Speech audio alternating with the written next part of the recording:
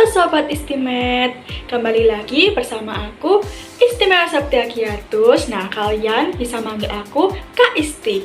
Oke, masih tentang transformasi geometri nih. Nah, kali ini kita akan bahas tentang rotasi. Sebelum masuk ke pembahasan materi, Kak Isti mau tanya dulu nih, masih ingat nggak materi apa yang kita pelajari sebelum ini? Ingat? Lupa? Kita sudah mempelajari materi tentang translasi dan refleksi. Nah, lanjutan dari materi tersebut adalah rotasi. Kali ini kita akan bahas tentang rotasi yang berpusat pada titik 0,0. Rotasi ini adalah salah satu materi dalam fase D. Dengan capaian pembelajaran, peserta didik dapat melakukan transformasi tunggal, refleksi, translasi, rotasi, dan dilatasi titik, garis, dan bangun datar pada bidang koordinat kartesius dan menggunakannya untuk menyelesaikan masalah. Oke, kita akan mengingat dulu mengenai bidang koordinat kartesius karena ini akan menjadi bagian terpenting dalam materi rotasi. Nah, sistem koordinat yang memuat angka-angka tertentu di setiap bidangnya yang ditulis dalam bentuk X, Y. Nah, ciri utama dari koordinat kartesius adalah adanya dua garis tegak lurus yang saling berpotongan di suatu titik. Kedua garis tersebut dinamakan sumbu koordinat. Nah, untuk sumbu yang arahnya vertikal atau biasa disebut sumbu Y dan sumbu yang arahnya horizontal atau disebut sumbu X. Terdapat 4 daerah pada sistem koordinat, yaitu daerah kuadran 1, 2, 3, dan 4. Nah, untuk daerah kuadran 1 memiliki nilai X dan Y yang semuanya positif. Kuadran 2 memiliki X yang semuanya negatif dan Y yang semuanya positif. Dan untuk kuadran 3 memiliki X dan Y semuanya negatif. Dan yang terakhir, kuadran 4 memiliki X yang semuanya positif dan Y yang semuanya negatif. Oke, selanjutnya Kak Isti mau tanya nih, apakah kalian pernah naik roller coaster? Gimana rasanya? Pusing? Seru? Takut? Ada yang pernah pingsan mungkin atau berputar? Nah, permainan roller coaster ini merupakan salah satu contoh rotasi yang ada di kehidupan sehari-hari. Nah, sekarang coba kalian bayangkan sedang naik roller coaster di taman bermain. Nah, saat kereta mulai bergerak, kalian merasakan perputarannya mendebarkan di setiap tikungannya.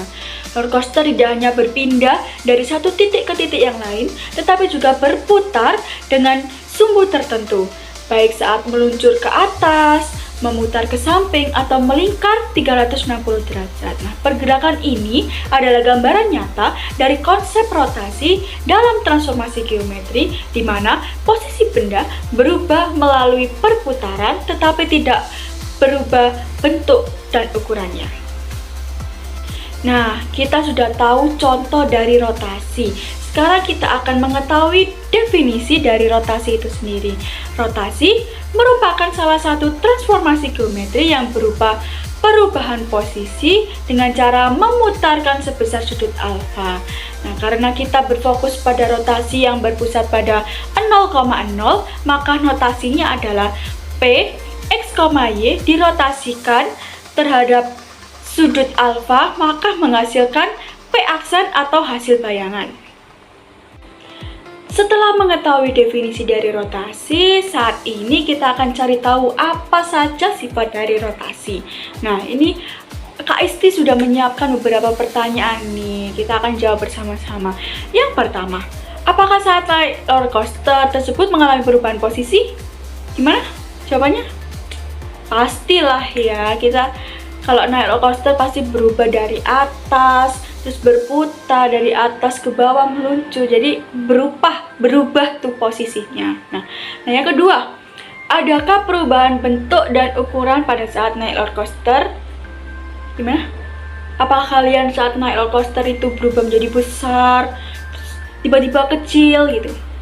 Enggak kan? Nah, jadi tidak ada perubahan bentuk dan ukuran pada saat naik roller coaster. Nah, yang ketiga, perubahan seperti apa yang terjadi pada saat naik roller coaster tersebut? Oke, nah perubahan yang terjadi yaitu hanya berubah posisi saja dan tidak merubah bentuk dan ukuran. Jadi posisinya yang berubah tapi bentuk dan ukurannya tetap sama. Karena rotasi itu adalah perputaran, jadi pasti ada arahnya. Nah, arah rotasi ada dua, yaitu searah jarum jam dan berlawanan arah jarum jam. Jika dirotasikan searah jarum jam, maka bernilai negatif. Sebaliknya, jika dirotasikan berlawanan arah jarum jam, maka bersifat positif. Nah, ini perlu kalian ingat untuk mengerjakan soal rotasi. Oke, kita sudah tahu definisi dan sifat.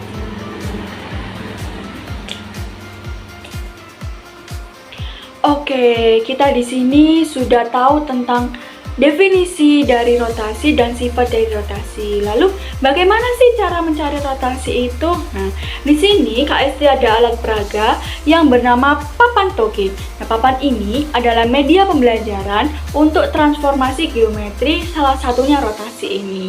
Bagaimana cara penggunaannya? Mari kita simak bersama-sama. Nah, ini adalah papan togenya. Oke, misalkan KST ada titiknya di 3,4 di sini. Nah, akan dirotasikan sebesar 90 derajat karena bernilai positif, jadi arahnya yaitu berlawanan arah dengan jarum jam. Jadi kalau misal 90 derajat, jadi berlawanan arah menghasilkan titiknya ada di negatif 4,3. Kalau misalkan lagi dirotasikan sebesar 180 derajat karena membentuk garis lurus dan tidak ada arahnya atau arahnya tidak berpengaruh, jadi langsung saja boleh searah, boleh berlawanan arah.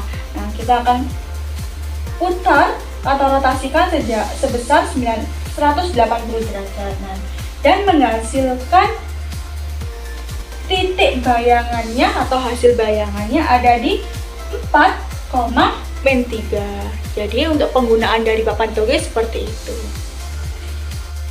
Kita sudah bisa mencari rotasi melalui papan toge. Lalu bagaimana kalau mencari rotasi tanpa menggunakan papan toge? Nah, KST ada beberapa contoh nih.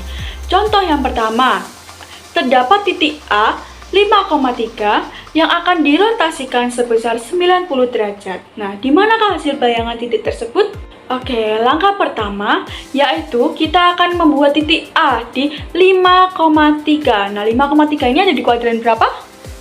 Kuadran 1. Karena kita berfokus pada rotasi terhadap titik pusat, maka titik A tersebut ditarik garis ke titik pusat sebagai perbantuan. Nah, setelah itu kita akan menggunakan busur untuk merotasikan sebesar 90 derajat. Nah, karena nilainya positif, jadi diputar berlawanan arah jarum jam. Setelah dirotasikan, kita akan mendapat titik A aksen yang disebut sebagai hasil bayangan dari titik A yang telah dirotasikan.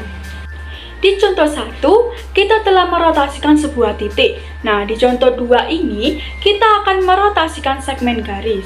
Jadi, jika diketahui segmen garis dengan titik pangkal A 1,1 dan titik ujung B 1,4, maka tentukan segmen garis bayangan yang dihasilkan setelah dirotasikan sebesar negatif 90 derajat. Sama seperti contoh 1, segmen garis ini yang dirotasikan melalui dua titik, yaitu titik A 1,1 dan titik B 1,4. Ditemukanlah hasil bayangan dari segmen garis tersebut. Lalu, mengapa sih saat segmen garis dirotasikan hanya dua titik itu saja? Ada yang tahu? Oke, jadi saat sebuah segmen garis dirotasikan, sebenarnya setiap titik pada segmen garis tersebut mengalami rotasi juga. Namun, dalam praktiknya, kita cukup merotasikan dua titik utama pada segmen garis tersebut, yaitu titik pangkal dan titik ujungnya. Nah, kita akan menarik garis bantuan ke titik pusat, lalu dirotasikan sebesar negatif 90 derajat. Karena bernilai negatif, maka berputar searah dengan jarum jam. Ditemukanlah hasil bayangan dari segmen garis tersebut. Lalu, mengapa sih saat segmen garis dirotasikan hanya 2 titik itu saja? Ada yang tahu? Oke, jadi saat sebuah segmen garis dirotasikan, sebenarnya setiap titik pada segmen garis tersebut mengalami rotasi juga. Namun, dalam praktiknya, kita cukup merotasikan 2 titik utama pada segmen garis tersebut, yaitu titik pangkal dan titik ujungnya. Kita sudah merotasikan titik dan juga segmen garis. Nah, di contoh 3 ini, kita akan merotasikan sebuah bangun datar berbentuk segitiga. Nah, diketahui bangun datar seperti gambar di samping, jika bangun datar tersebut dirotasikan sebesar 90 derajat, maka bayangan dari bangun tersebut adalah, nah kita akan cari bersama-sama. Karena dirotasikan sebesar 180 derajat yang membentuk garis lurus, jadi arah rotasi tidak berpengaruh.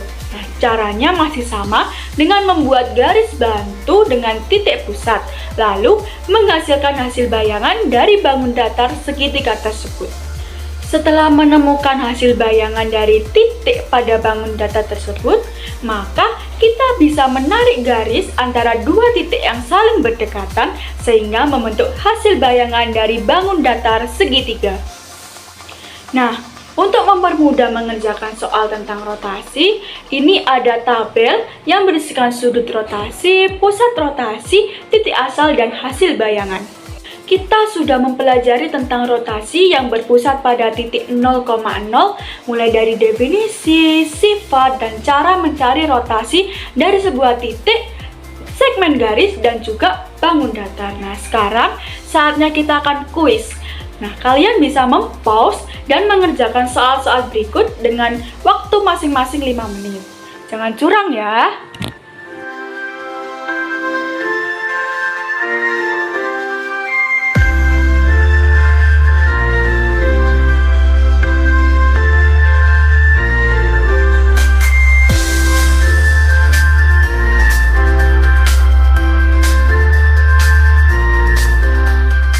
Oke, kita sudah di penghujung nih. Jadi, kita sudah mempelajari transformasi geometri tentang rotasi yang berpusat pada titik 0,0. Nah, kita akan lanjutkan di pertemuan selanjutnya atau di pembahasan selanjutnya tentang rotasi yang berpusat pada titik A, B. Jadi, ditunggu ya. Bye!